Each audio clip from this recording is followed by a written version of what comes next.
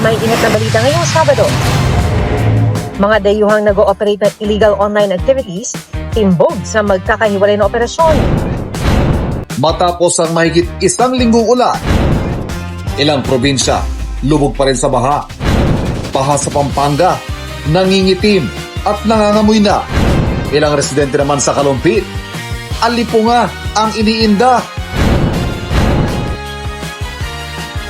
Magnitude 7.7 na lindol, yumanig at nagpabagsak na ilang gusali sa Indonesia.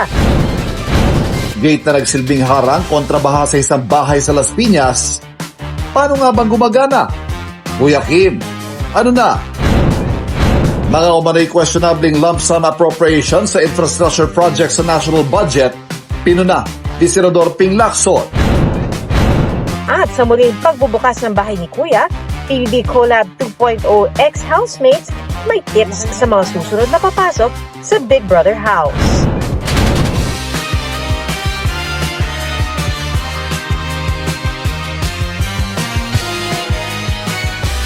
Nakatuto kami 24 oras. Napunan sa Indonesia ang tindi ng yumanig na lindol doon kanina umaga. Nagtakbuhan ang mga tao habang nasisira ang mga gusali.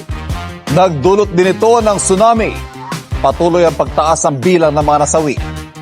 Ang latest sa lindol sa Indonesia, tutukan maya-maya lang. Magandang hapon po. Timbog sa magkakahiwalay na operasyon ang mga dayuhang sangkot sa iba't ibang iligal na aktibidad. Naaktuhan po sa Pampanga ang mga Korea National na may high-tech umanong paraan para makapang-scam. Sa Pasay City, sangkot umano sa money laundering ang dalawang nag-ooperate ng illegal gambling sites. Nakatutok si John Consulta, exclusive.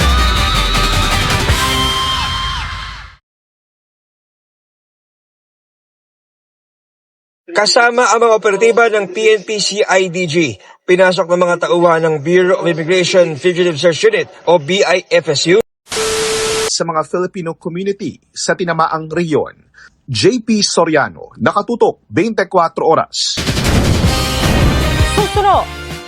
Sunog, sumiklab sa mall sa Santa Cruz, Laguna. Di pa rin humuhupang baha sa San Simon, Pampanga, nangingitim at nangangamoy na. Bahay sa Las Piñas, marked safe sa baha dahil sa DIY na flood barrier. Kuya Kim, ano na?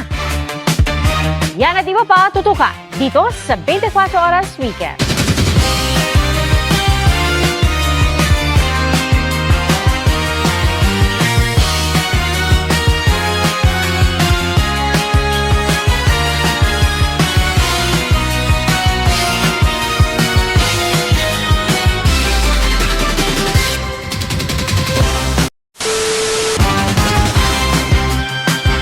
Salamat Nelson at yan po ang mga balita ngayong Sabado. Ako po si PR Canghel. Ako po si Ivan Mayrina, ito ang GMA News. Walang kinikilingan, walang pinoprotektahan. Noon at ngayon, serbisyong totoo. At dahil hindi natutulog ang balita, Nakatutok kami 24 oras.